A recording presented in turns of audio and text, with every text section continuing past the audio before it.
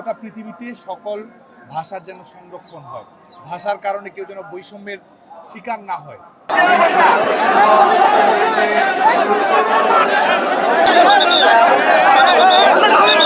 আন্তর্জাতিক মাতৃভাষা দিবস উপলক্ষে শহীদ মিনারে ফুল দিতে যায় ছাত্রলীগ, আর এতেই বেঁধে যায় তুমুল সংঘর্ষ। আওয়ামী সরকারের পতনের পর দেশের হেভিওয়েট নেতারা দেশ ছেড়ে পালিয়েছেন। সেই কারণে ধীরে ধীরে দুর্বল হয়ে পড়ে একসময়ের রাজপথ ধাপিয়ে বেড়ানো ছাত্র সংগঠন বাংলাদেশ ছাত্রলীগ।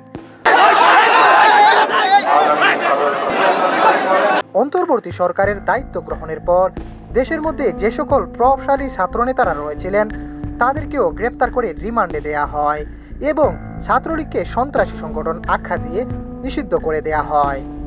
ধীরে ধীরে দুর্বল হয়ে পড়া ছাত্রলীগ এখন অনেকটাই গুছাতে শুরু করেছে।